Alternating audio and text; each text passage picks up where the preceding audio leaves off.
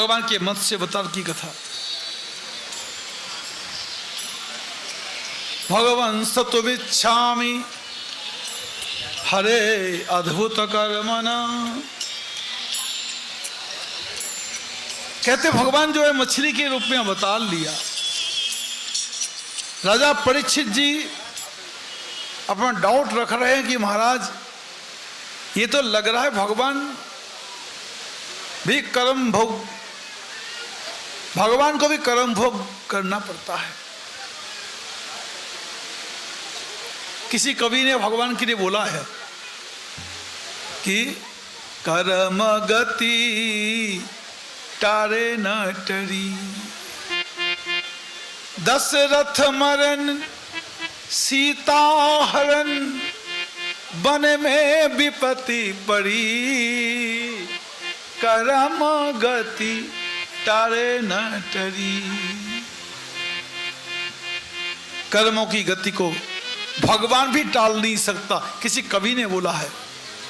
हाँ, ये पूरी कल्पना है, टोटल कल्पना, रॉन्ग, एकदम झूठ बात।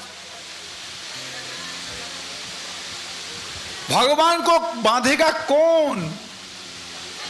भगवान को सजा देने वाला कौन है सृष्टि में? कोई भगवान से बड़ा होगा वही तो भगवान को सजा दे सकता है। कर्म फल तो भगवान तब भोगेगा कोई भोगवाने वाला हो, भगवान से बड़ा ताकतवर हो कि भगवान को सजा दें। भगवान राम से बड़ा कौन है इस दुनिया में? फिर आप सवाल पूछो, फिर ऐसी कर्म भोग नहीं तो ऐसा क्यों होना पड़ा? ये भगवान की लीला है।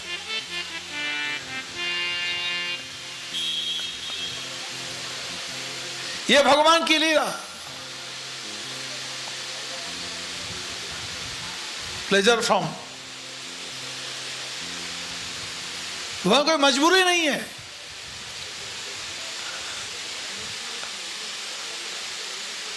भगवान जैसी अपनी इच्छा से लीला करते, अपनी इच्छा से, वो स्वेच्छामय है। उन्हें सजा देने वाला सृष्टि में कोई दूसरा नहीं।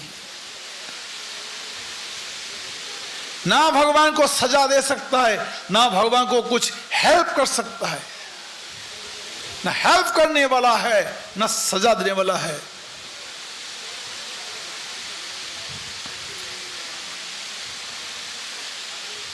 इतनी बड़ी क्षमता का दूसरा कोई तत्व है ही नहीं।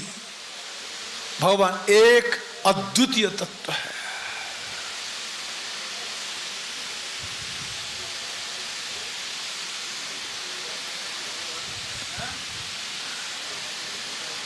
आज भगवान मछली बन रहे हैं। मछली अपने कर्म फल भोगने के लिए नहीं। भगवान को कर्म फल कौन देगा? मैं तो सबसे बड़ा सवाल तो ये है, देगा कौन? यमराज उनका नौकर है।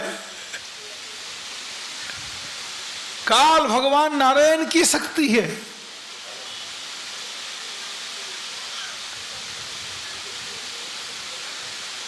काल नारायण की क्या चले, नारायण के भक्तों का बाल नहीं उखाड़ सकता। नारायण के आश्रितों का बाल नहीं उखाड़ सकता। वो क्या कर लेगा भगवान का?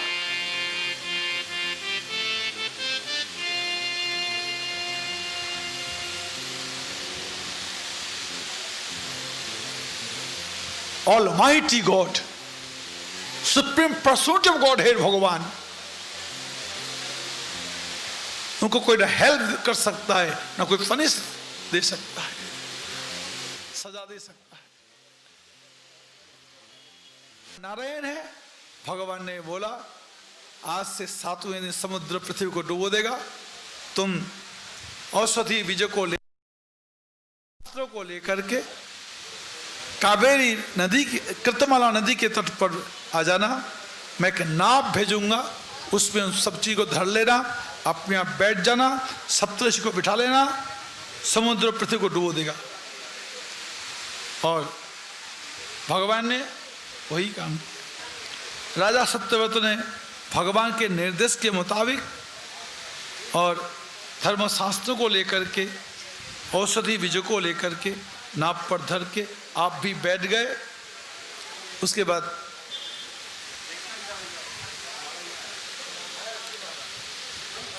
भगवान